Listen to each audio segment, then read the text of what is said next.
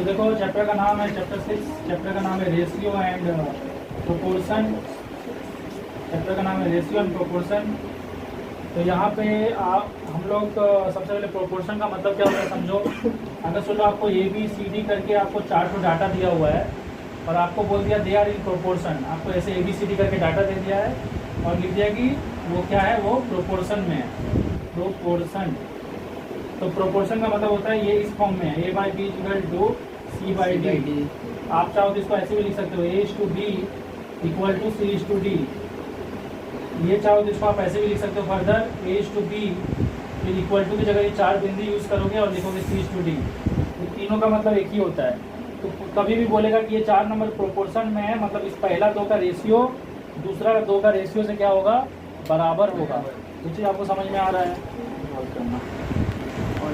तो देखो प्रोपोर्शन से रिलेटेड आपको क्वेश्चन कैसा दे सकता है। एक क्वेश्चन दे सकता है जिसमें 4 चीज़ दिया रहेगा और मतलब 4 चीज़ दिया रहेगा, मतलब 3 चीज़ दिया रहेगा, एक मिसिंग रहेगा।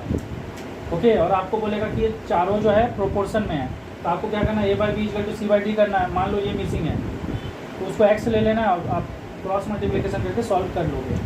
इसके अलावा प्रोपोर्शन से एक और सवाल पूछता है, आपको क्या निकालने बोलता है find the fourth proportion. Find the fourth proportion. तो नाम से ही पता चल रहा है कि चौथा वाला जो डाटा रहेगा वो क्या रहेगा, मिसिंग रहेगा। तो आपको इसमें क्या रहेगा, ए बी सी 3 डाटा तो दिया रहेगा और जो चौथा डाटा रहेगा वो मिसिंग रहेगा। उसको आपको क्या ले लेना है, एक्स ले लेना है। तो इसीलिए इसमें बोला गया फोर्थ प्रोपोर्शन निकालो। फोर्थ प्रोपोर्शन मतलब वो चौथा वैल्यू निकालो। तो हम लोग जानते हैं प्रोपोर्शन में कैसे लिखा जाता है, A by B equal to C by D. यहाँ पे डी की जगह क्या आ जाएगा, एक्स आ जाएगा। उसके बाद आप इसको क्रॉस मल्टीप्लिकेशन करोगे और उसको सॉल्व करोगे। इस टाइप का क्वेश्चन अगर सिंपल वाला आएगा तो कर लोगे ना। हाँ सर। बहुत करना चाहिए। अगर सुन लो कि आपको ऐसे 4 डाटा दिया हुआ है, लेकिन यहाँ पे ये नहीं लिखा है कि ये प्रोपोर्शन में, यहाँ बल्कि ये लिखा है कि ये कंटिन्यूड प्रोपोर्शन में है। तो दोनों चीज़ पर गौर करना, दोनों में बहुत फर्क होता है। ओके, अगर सिर्फ प्रोपोर्शन दिया रहता तो क्या होता है, A by B equal to C by D. लेकिन अगर ऐसे 4 डाटा दे दिया है और आपको बोल दिया कि ये कंटिन्यूड प्रोपोर्शन में है, तो कंटिन्यूड में ना आप इसको A by B equal to C by D नहीं लिखोगे, आप इसको ऐसे लिखोगे, ए बाई बी फिर बी बाई सी फिर सी बाई डी। मतलब यहाँ पे हर चीज़ कंटिन्यू हो रहा है। जो चीज़ यहाँ देखो, ए बाई बी खत्म हुआ, यहाँ बी फिर चालू हो गया, बी बाई सी, यहाँ सी खत्म हुआ है, सी चालू हो गया। समझ में आया। मैं सबसे एक क्वेश्चन करके दिखा दूंगा, पहले आपको ये समझ लेना कि होता क्या है कंटिन्यूड प्रोपोर्शन। अब देखो ये कंटिन्यूड प्रोपोर्शन जो है ना, ये 2 पार्ट में डिवाइडेड है। मतलब इससे आपको 2 क्वेश्चन पूछा जा सकता है। एक क्वेश्चन पूछा जाएगा फाइंड द थर्ड प्रोपोर्शन। क्या बोला जाएगा, फाइंड द थर्ड प्रोपोर्शन। तो थर्ड प्रोपोर्शन भी क्या है, एक तरह का कंटिन्यूड प्रोपोर्शन है। इसमें आपको क्या रहेगा, 2 डाटा दिया रहेगा और तीसरा डाटा जो रहेगा वो क्या रहेगा, मिसिंग रहेगा, इसलिए इसका नाम है थर्ड प्रोपोर्शन। तो क्योंकि इसमें 3 ही डाटा दिया है और हम लोग को इस टाइप का रेशियो बनाने के लिए कम से कम 4 डाटा चाहिए, तो आप यहाँ पे कौन सा टेक्निक यूज़ करोगे, कंटिन्यूड प्रोपोर्शन का टेक्निक यूज़ करोगे। A by B equal to B को रिपीट करोगे, बी को रिपीट करोगे, यहाँ पे एक्स। समझ में आया। तो फिर आप इसको क्रॉस मल्टीप्लिकेशन करोगे, इसको निकालोगे। मैं भी एग्जाम्पल लेके भी बता दूंगा, पहले समझिए। उसके अलावा इसमें आपको एक और सवाल पूछा जाता है, find the mean proportion. Find the mean proportion.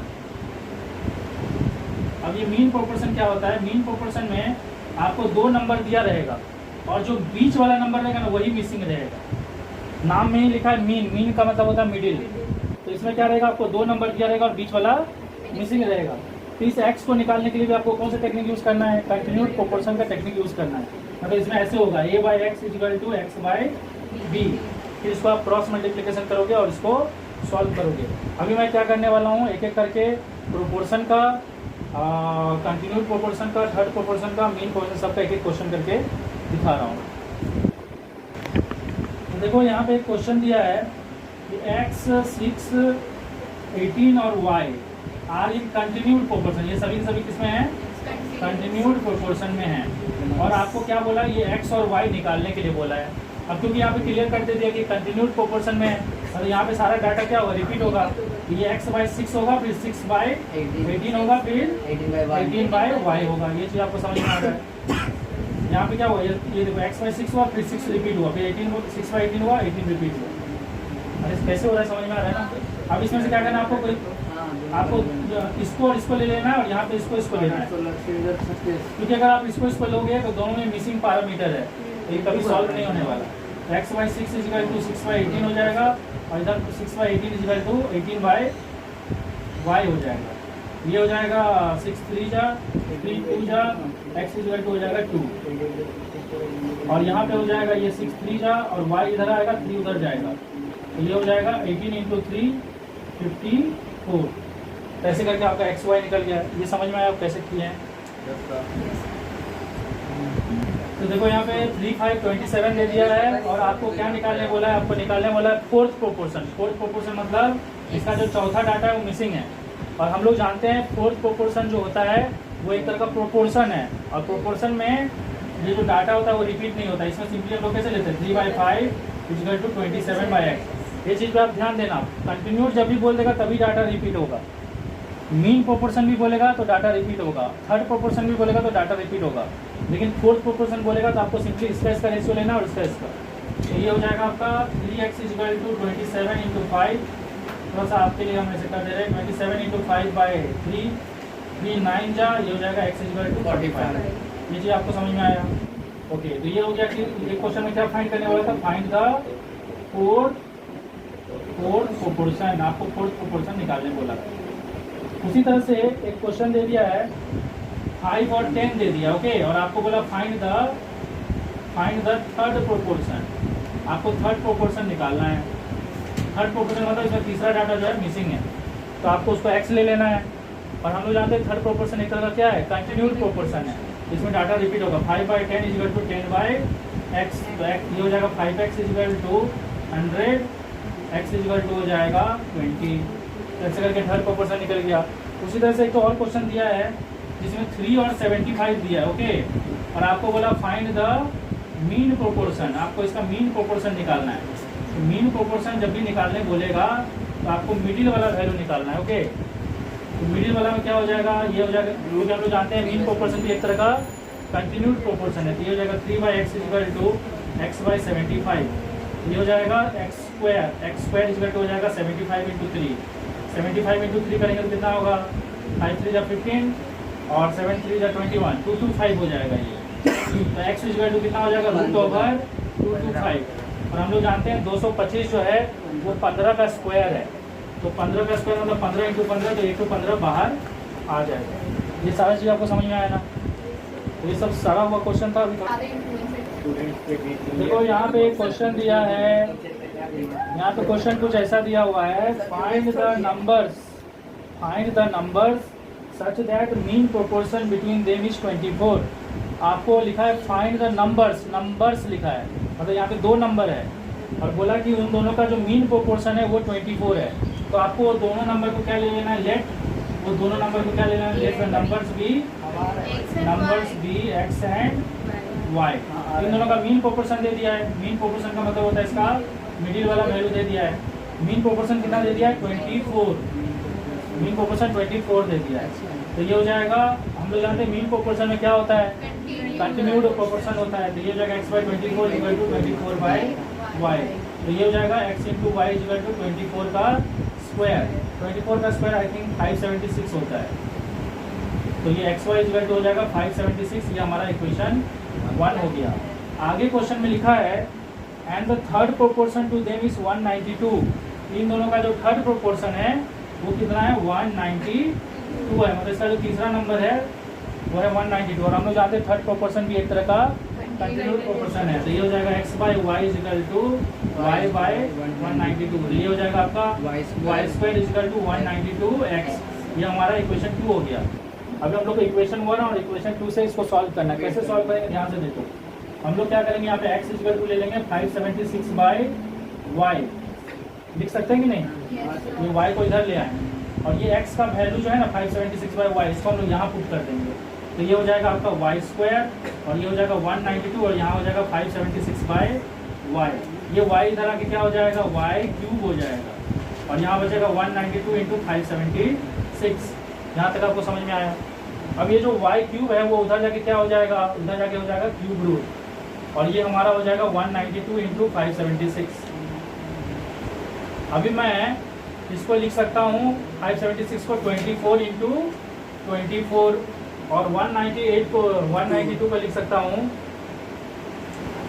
192 कितना होगा चेक कर लेते एक बार 2 9 18 और 2 6 12 248 हाँ 2 इंटू 10 तो मैं इसको लिख सकता हूँ 192 को 2 इंटू 2 इंटू 2 इंटू 24 और हम लोग जानते हैं जब क्यूब रूट होता है तो 3 की जगह कितना बाहर आता है 1 बाहर आता है तो 3 तो 2 की जगह 1 2 बाहर आएगा और 3 तो 24 की जगह 1 तो 24 बाहर आएगा तो आंसर कितना हो जाएगा 48 तो y का वैल्यू कितना आया 48 ये आपको समझ में आया और एक बार आपको y का वैल्यू मिल गया तो आपको x का वैल्यू भी पता चल जाएगा क्योंकि हम लोग जानते हैं x इक्वल टू कितना 576/y तो यहाँ अगर आप पुट कर दोगे 576/48 तो इसका आंसर कितना आएगा 12 आएगा इससे हम लोग को फाइनली पता चल गया x का वैल्यू 12 है और y का वैल्यू 48 है ये आपको समझ में आया क्वेश्चन एक क्वेश्चन दिया है हम लोग को प्रूव करना है this is equal to this एक क्वेश्चन दिया है हम लोग को प्रूव करना है this is equal to this और क्वेश्चन में दे दिया जो q है ना q वो p और r का मीन प्रोपोर्शन है q जो है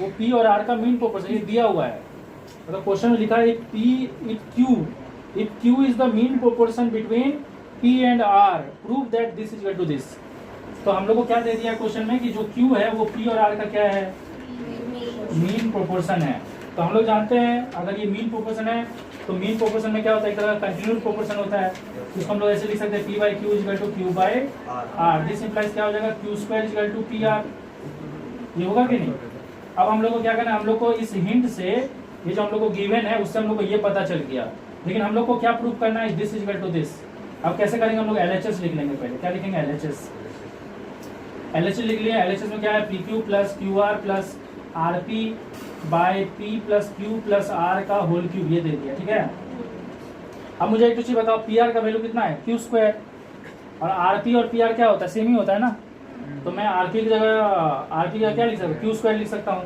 तो ये हो जाएगा आपका PQ + QR + ये RP की जगह आ जाएगा Q² और यहाँ नीचे में आ गया P + Q + R का होल क्यूब तो फाइनली हम लोग इसमें कॉमन लेंगे इसमें कॉमन क्या देखो इसमें भी Q है इसमें भी Q है और इसमें भी Q है तो Q कॉमन ले लेंगे Q कॉमन ले लेंगे तो बचेगा P इसमें बचेगा R और Q² में से Q कॉमन जाएगा तो बचेगा Q ये आपको समझ में आ रहा है ये होल क्यूब हो गया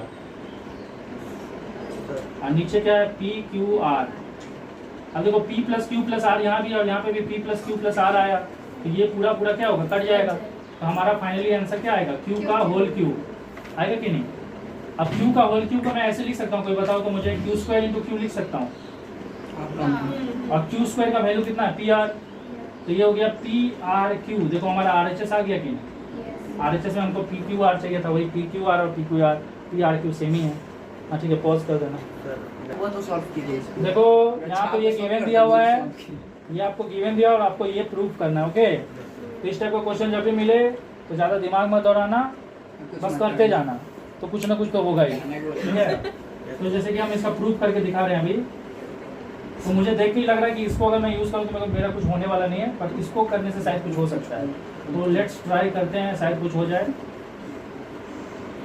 तो यहाँ पे हम लोग क्या लेंगे कुछ समझ नहीं आ रहा है कुछ नहीं समझ में आ रहा है एलसीएम ले लेना ये Q है और इसके पास S नहीं तो ऊपर S आ जाएगा और इसके पास S है तो यहाँ Q आ जाएगा ये हो जाएगा 2R अब क्या करेंगे क्रॉस मल्टीप्लिकेशन कर देंगे तो ये R × S और R × Q क्या हो जाएगा RS + RQ और इधर हो जाएगा 2QS यहाँ तक आपको समझ में आया अब अगर आप ध्यान दोगे यहाँ पे तो आपको कुछ समझ में आ रहा होगा हल्का हल्का 2Q का वैल्यू कितना है P + R तो 2Q की जगह हम क्या करेंगे P + R डाल देंगे RS + RQ और यहाँ पे हम डाल देंगे P + R × S ठीक है तो ये हो जाएगा आपका RS + RQ = PS + RS अब देखो दोनों साइड RS से कट जाएगा ये हो जाएगा RQ = PS अब बस इसको सजा देना है ये P/Q इधर हो गया और ये R/S इधर हो गया तो देखो आ गया कि नहीं P/Q मतलब हो गया P = Q = R/S मतलब R = S समझ में आया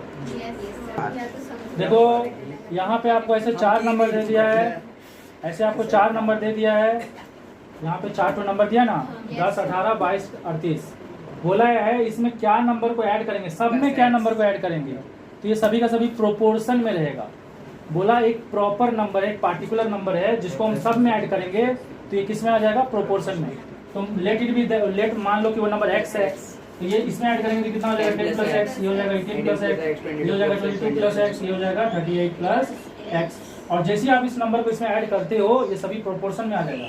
प्रोपोर्शन में हम लोग जानते हैं this by this is equal to this by, ये हो जाएगा 10 plus x by 18 plus x is equal to 22 plus x by 38 plus x. अब देखो मैं इससे आगे सॉल्व नहीं कर रहा हूँ, आप लोग इसको क्रॉस मल्टीप्लिकेशन कर देना, ये वाला चीज़ को इधर मल्टीप्लाई करना और ये वाला चीज़ को इधर मल्टीप्लाई करना। कर सकते हो ना कि नहीं कर सकते? 10 plus x into 38 plus x और यहाँ पे हो जाएगा 22 plus x into 18 plus x. उसके बाद आपको क्या करना है, ये हो जाएगा 380 प्लस 10x, ये हो जाएगा 38x प्लस एक्स स्क्वायर, ये हो जाएगा 22 इंटू 18, 18 दूना 36, 18 दूना 36, 6 3 9 396। ओके, फिर ये हो जाएगा 22x, फिर ये हो जाएगा 18x, ये हो जाएगा एक्स स्क्वायर, ये एक्स स्क्वायर और ये एक्स स्क्वायर कट जाएगा। यहाँ पे हो जाएगा 380, उससे माइनस हो जाएगा 396 से, ये हो जाएगा 16 और ये हो जाएगा आपका 48x। 48x से इधर आपका ये 40x माइनस हो जाएगा तो ये हो जाएगा हाँ 8x बचेगा, 8x equal to 16, x equal to हो जाएगा 2। समझ में आया कैसे सॉल्व करना था? तो यही वो नंबर है जिसको अगर हम लोग ऐड करें तो हमारा ये सारा चीज़ प्रोपोर्शन में आ जाएगा। इस टाइप का और भी क्वेश्चन एक्सरसाइज में प्लीज ट्राई करिएगा। तो पिछला क्लास में हम लोग रेशियो और प्रोपोर्शन के बारे में क्या क्या पढ़े थे। प्रोपोर्शन क्या होता है पढ़े थे, मतलब सिंपल प्रोपोर्शन क्या होता है वो पढ़े थे, कंटिन्यूड प्रोपोर्शन क्या होता है वो पढ़े थे, और थर्ड प्रोपोर्शन कैसे निकालते हैं वो पढ़े थे, फोर्थ प्रोपोर्शन कैसे निकालते हैं वो पढ़े थे, और मीन प्रोपोर्शन कैसे निकालते हैं वो भी पढ़े थे। तो आज हम लोग पढ़ेंगे कॉम्पोनेंडो एंड डिविडेंडो के बारे में, और कॉम्पोनेंडो डिविडेंडो से मैं आप लोग को कुछ क्वेश्चन करके भी दिखाऊंगा ताकि आप लोग उसका फंडा क्लियर हो जाए।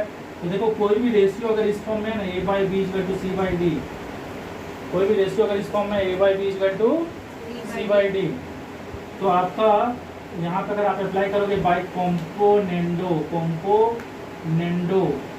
एंड डिविडेंडो, तो कॉम्पोनेंडो और डिविडेंडो बोलता है कि अगर आप न्यूमरेटर और डिनोमिनेटर को ऐड कर दो और नीचे में न्यूमरेटर और डिनोमिनेटर को माइनस कर दो, फिर से राइट साइड जो लेफ्ट साइड में करोगे राइट साइड में भी वही करना है। अगर आप न्यूमरेटर और डिनोमिनेटर को ऐड कर दो और न्यूमरेटर और डिनोमिनेटर को नीचे में माइनस कर दो, तो उससे जैसे ये और इसका रेशियो से क्या था, बराबर था। ये प्रोसेस करने के बाद भी इसका रेशियो और इसका रेशियो क्या रहेगा, बराबर ही रहेगा। जैसे मैं आपको एक एग्जांपल करके दिखा रहा हूँ, मान लो 2/3 है और इधर है आपका 4/6। ओके, तो अगर मैं यहाँ पे कॉम्पोनेंडो डिविडेंडो लगा दूँ 2 + 3/2 - 3, 4 + 6/4 - 6, तो ये हो जाएगा 5/-1, ये हो जाएगा 10/-2, तो ये फिर ये भी कट जाएगा 5 जा, तो यहाँ पे भी आ जा रहा रेशियो क्या -5/1, और यहाँ पे भी रेशियो क्या आ जा रहा है -5/1। मतलब देखो पहले भी रेशियो इक्वल था, तो इसको काटेंगे 2 2 जा 2 3 जा, पहले भी LHS RHS इक्वल था, और ये अप्लाई करने के बाद भी LHS और RHS इक्वल ही है। तो कॉम्पोनेंडो डिविडेंडो कैसे अप्लाई किया जाता है समझ में आ रहा है। न्यूमरेटर को डिनोमिनेटर से प्लस करना है और नीचे में न्यूमरेटर और डिनोमिनेटर को माइनस करना है। सेम चीज़ उधर भी न्यूमरेटर डिनोमिनेटर को प्लस करना है और नीचे माइनस करना है। इससे मैं आपको अभी 2-3 क्वेश्चन करके दिखा रहा हूँ, तो पॉज कर देना। तो देखो इस क्वेश्चन में आपको क्या निकालना है, आपको x का वैल्यू निकालना है। x एक मिसिंग पैरामीटर है और आपको क्या करना है, x का वैल्यू निकालना है। तो आपको लिखना है बाय कॉम्पोनेंडो एंड डिविडेंडो, आपको ये लिखना है और आपको यहाँ पे अप्लाई करना है। तो हम लोग क्या करेंगे, न्यूमरेटर प्लस डिनोमिनेटर, तो न्यूमरेटर क्या है √5 + √5 - x, और ये है √5 - √5 - x, और यहाँ नीचे में हो जाएगा, ये हो गया न्यूमरेटर प्लस डिनोमिनेटर और नीचे में हो जाएगा न्यूमरेटर माइनस डिनोमिनेटर। तो न्यूमरेटर ये है और इससे ये माइनस हो जाएगा √5 - √5 - x। यहाँ पे भी कॉम्पोनेंट डिविडेंडो अप्लाई होगा, जो लेफ्ट में अप्लाई होगा राइट में भी अप्लाई होगा। तो 3 के नीचे कुछ भी नहीं है, मतलब बाय डिफॉल्ट वहाँ पे 1 है, तो हो जाएगा 3 + 1/3 - 1। तो अब यहाँ पे आप लोग ब्रैकेट अगर खोलोगे तो ये वाला पार्ट और ये वाला पार्ट क्या होगा, कट जाएगा और बचेगा √5 मिलकर हो जाएगा 2√5। यहाँ का भी अगर ब्रैकेट खोलते हो तो ये -√5 और 5 कट जाएगा, मतलब ये और ये कट जाएगा, और ये माइनस माइनस क्या हो जाएगा, प्लस हो जाएगा, तो ये हो जाएगा 2√5 - x। यहाँ हो जाएगा 4/2, ये 2 कट जाएगा, यहाँ पे 2 जा कट जाएगा, तो यहाँ पे फाइनली हमारा बचेगा √5/5 - x = 2, क्योंकि दोनों रूट ओवर में तो ये होल रूट हो जाएगा, और देखो जो भी रूट ओवर रहता है वो उधर जाके क्या बन जाएगा, स्क्वायर बन जाएगा, तो ये हो जाएगा आपका 5/5 - x = 2 का स्क्वायर, 2 का स्क्वायर हो जाएगा 4, 5/5 - x, तो फाइनली ये हो जाएगा 5 = 20 - 4x, 4x = 15, तो x = हो जाएगा 15/4। ये आपको समझ में आया कैसे करना है इसको पॉज कर देना। तो देखो यहाँ पे आपको ये गिवन है a = 4xy / x + y, और आपको इसका वैल्यू फाइंड करना है, किसका value, a + 2x / a - 2x + a + 2y / a - 2y, मतलब आपको इसका वैल्यू फाइंड करना, मतलब इसका वैल्यू हम लोग को पता नहीं है। तो कैसे करेंगे, ध्यान से देखो इसको सॉल्व कैसे करेंगे। सबसे पहले हम लोग को हमारे पास गिवन क्या है, a = 4xy / x + y, तो यहाँ पे इसके नीचे क्या आ जाएगा, देखो यहाँ पे 2x दिख रहा है ना, तो हम लोग क्या करेंगे, a के नीचे 2x लेंगे, तो देखो यहाँ a है और 2x है, a के नीचे क्या ले आएंगे 2x, a के नीचे 2x कैसे लाएंगे, यहाँ से 2x ले आएंगे, तो यहाँ पे क्या बचेगा 2y बचेगा। ये चीज़ आपको समझ में आ रहा है, ये 4xy था ना, इसमें से 2x इधर ले आए, तो यहाँ पे 2y बचेगा, अरे क्योंकि 2x × 2y करोगे तो 4xy ही होगा ना। अब इसमें क्या करेंगे, लगा देंगे by componendo and dividendo. Exam में ऐसे आप शॉर्ट में मत लिखना, तो हम यहाँ पे लिखे हैं, तो आप एग्जाम में ऐसे मत लिखना, पूरा लिखना कॉम्पोनेंडो डिविडेंडो, ऐसा लिखना कि मास्टर का हाथ में देखिए। ये हो गया a + 2x / a - 2x, और ये हो जाएगा 2y + x + y / 2y - x + y, तो ये हो जाएगा a + 2x / a - 2y, और यहाँ पे हो जाएगा 3y + x / 2y - y हो जाएगा y - x, तो ये हमारा आ गया इक्वेशन 1। ये चीज़ आपको समझ में आया। अभी हम लोग क्या करेंगे, तो इसका वैल्यू हम लोग को पता चल चुका है, अब हम लोग इसका वैल्यू निकालेंगे। इसमें a और 2y है ना, तो यहाँ पे हम लोग क्या करेंगे, a = फिर से लिख लेंगे 4xy / x + y, यहाँ पे हम लोग a के नीचे ले आएंगे 2y को, तो यहाँ क्या बचेगा 2x। ये चीज़ आपको समझ में आया। फिर यहाँ पे लगा देंगे बाई कॉम्पोनेंडो एंड डिविडेंडो, तो यहाँ पे हो जाएगा ये a + 2y / a - 2y, और यहाँ पे हो जाएगा 2x + x + y / 2x - x + y, तो फाइनली ये हो जाएगा a + 2y, और यहाँ हो जाएगा a - 2y, इसका वैल्यू आ जाएगा 3x + y / 2x से x गया तो x माइनस प्लस माइनस हो जाएगा -1, ये हमारा हो गया 2। मतलब हमको अब इसका वैल्यू भी पता चल चुका है और इसका वैल्यू भी पता, अब ये दोनों का वैल्यू हम लोग यहाँ पे पुट कर देंगे। तो चीज़ समझ में आ रहा है आपको। तो अभी हम लोग का ये वैल्यू निकल गया, इसको हम लोग क्या करना है, इसमें पुट कर देना है। तो इस चीज़ को आपको लिखना है और जो फाइंड करने बोला और उसमें डाल देना। इसके जगह डालेंगे a + 2x, इसके जगह क्या डालेंगे 3y + x / y - x, और इसके जगह डालेंगे 3x + y / x - y। अब आप लोग जो चीज़ देखो, मैं अगर यहाँ पे एलसीएम लेना चाहूँ तो यहाँ प्रॉब्लम क्या है, यहाँ y - x और यहाँ पे x - y है। मैं अब यहाँ पे एक प्रॉपर्टी लिख रहा हूँ, उसको आप लोग कॉपी में नोट डाउन कर लीजिए कहीं साइड में। a + b जो है वो b + a के बराबर होता है, ये हमेशा याद रखना। a + b और b + a सेम ही है, लेकिन a - b और b - a सेम नहीं है। अगर आप इन दोनों को इक्वल करना चाहते हो तो आपको यहाँ पे माइनस साइन बैठाना पड़ेगा। समझ में आया? क्योंकि देखो ये माइनस, अगर आप ब्रैकेट खोलोगे ये हो जाएगा -b + a, मतलब a - b होगा। समझ में आ रहा है कि नहीं? तो ये चीज़ को आप लिख लो कि ये तो सेम होता है पर ये सेम नहीं होता है। तो अब देखो यहाँ पे y - x और यहाँ पे x - y है, तो मैं इस x - y को भी क्या बना दूंगा y - x। जैसे मैं इसको y - x बनाऊंगा तो इसके आगे में क्या लग जाएगा, माइनस साइन। ये चीज़ आपको समझ में आ रहा है ना? तो यहाँ पे हो जाएगा 3y + x / y - x, और यहाँ पे आ जाएगा y - x और इसके क्या लग जाएगा माइनस साइन। ये चीज़ क्लियर हुआ आपको? अब देखो ये जो माइनस साइन है वो इसमें मल्टीप्लाई हो जाएगा इस प्लस के साथ, ये प्लस क्या बन जाएगा, माइनस बन जाएगा। तो फाइनली हमारा हो जाएगा 3y plus x by y minus x minus 3x plus y by y minus x. अब हम लोग एलसीएम ले सकते हैं क्योंकि नीचे दोनों का सेम है। ऐसा जरूरी नहीं कि नीचे सेम होने से ही एलसीएम आता है, और यहाँ पे सेम हो सकता था इसलिए कर दिया। तो यहाँ पे हमारा y माइनस एक्स एलसीएम आ जाएगा और यहाँ बचेगा 3y प्लस एक्स और यहाँ पे बचेगा 3x प्लस वाई। ब्रैकेट खोलेंगे तो ये हो जाएगा 3y से y माइनस होगा तो बचेगा 2y और x माइनस 3x हो जाएगा माइनस 2x। नीचे बचेगा y माइनस एक्स, 2 कॉमन ले लेंगे y minus x by y minus x, तो y minus x y minus x कर जाएगा। आंसर कितना आएगा 2। तो फाइनली हमारा आंसर इसका निकल गया। इसको पॉज कर देंगे, पॉज कर देंगे। ओके, यहाँ पे एक क्वेश्चन दिया है।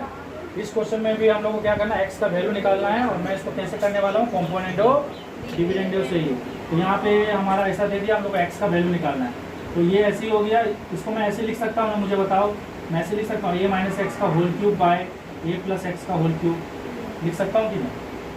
और अगर इधर जो न्यूमरेटर में है वो इधर आके किधर आ जाएगा, जो इधर डिनोमिनेटर में है वो इधर आके किधर आ जाएगा, न्यूमरेटर में। तो यहाँ पे a माइनस एक्स आ जाएगा और नीचे में कौन आ जाएगा, a प्लस एक्स। यहाँ पे क्या बचेगा 1, क्योंकि सारा चीज़ उधर चले गया।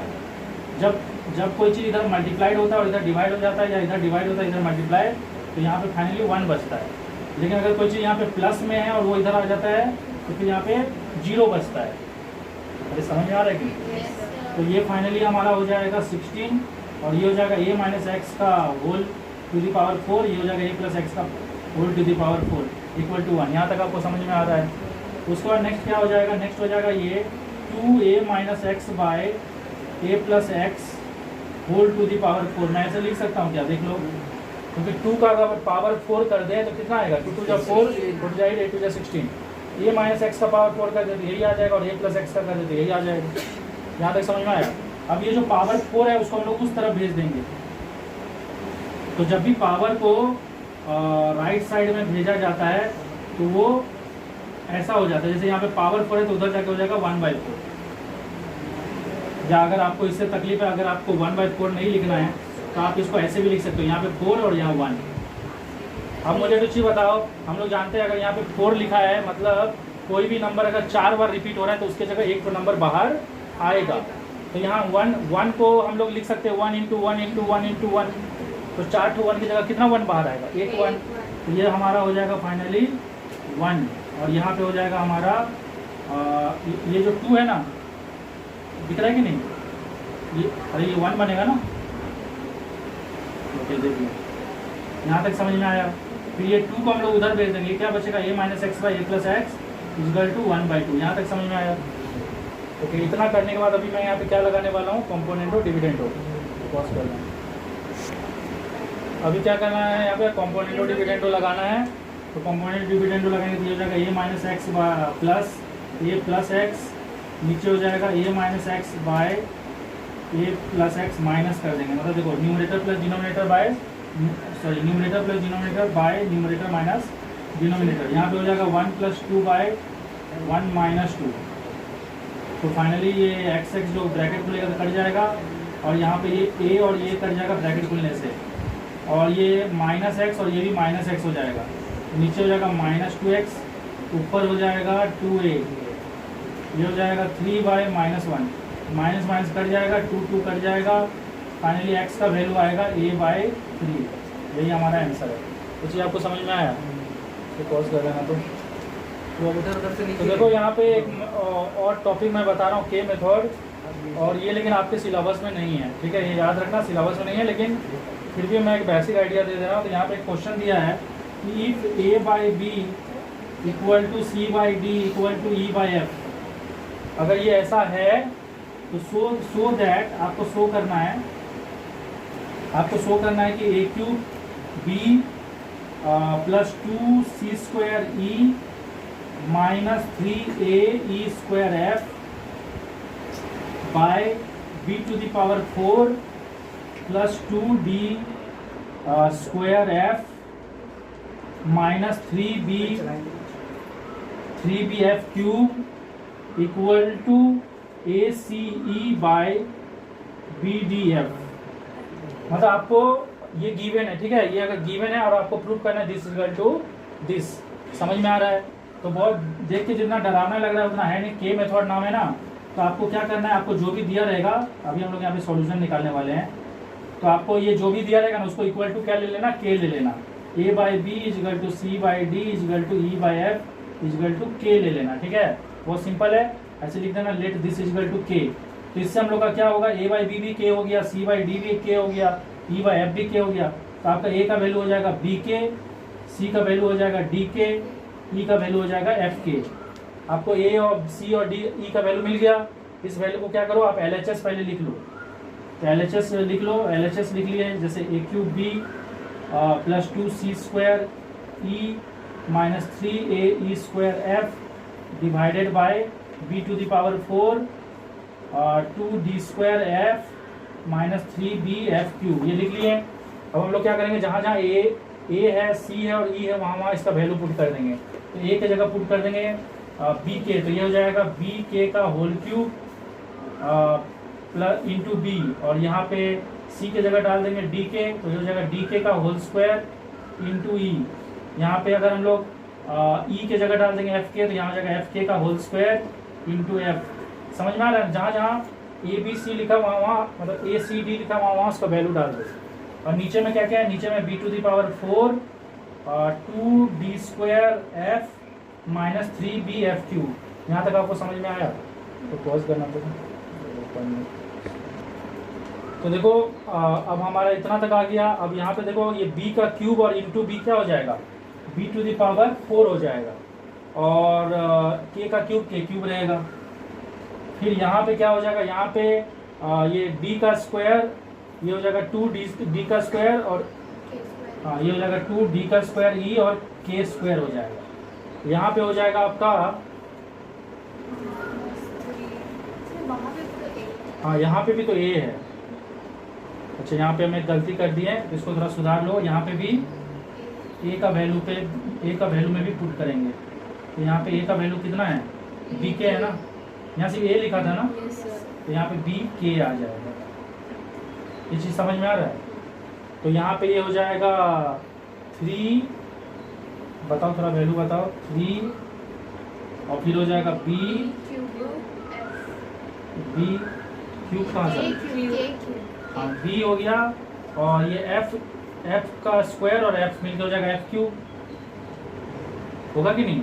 और ये k स्क्वायर और k मिलकर हो जाएगा k क्यूब, डिवाइडेड बाय हो जाएगा b4 और 2d स्क्वायर f, और क्या हो जाएगा माइनस 3b एफ क्यूब। यहाँ तक आपको समझ में आया? मुझे लगता है इधर भी कुछ गड़बड़ है, एक बार देख लेते हैं। अच्छा हाँ यहाँ पे भी एक गलती हुआ, इसको भी सुधारो। यहाँ पे ई का वैल्यू कितना हो जाएगा, एफ के हो जाएगा, इसीलिए यहाँ पे गलती है। तो ओके, तो यहाँ पे फाइनली हो जाएगा 2d स्क्वायर एफ, यहाँ पे एफ होगा, ओके, और यहाँ पे के स्क्वायर और के मिलकर हो जाएगा के क्यूब। ये चीज़ आपको समझ में आया ना? ओके, फाइनली अब हम लोग क्या करेंगे, के क्यूब इसमें कॉमन ले लेंगे, तो यहाँ बचेगा b4 plus 2d square F minus 3b F cube, divided by हो जाएगा b4 2d square F minus 3b F cube. ये और ये कट जाएगा, बचेगा क्या, के क्यूब। ये किसका वैल्यू आया, LHS का, और RHS में हम लोग को क्या लाना है, के क्यूब। हाँ देखो LHS का वैल्यू इतना आया ना, हमारा RHS का वैल्यू क्या था, RHS का वैल्यू था AC बाय BDF। अरे समझ में आ रहा है कि नहीं? तो अभी मैं क्या करने वाला हूँ, RHS का वैल्यू को भी के क्यूब ला दूंगा। तो जैसे ही RHS का वैल्यू के क्यूब आएगा तो LHS इक्वल टू क्या हो जाएगा, RHS। इसको मिटा दे रहे हैं।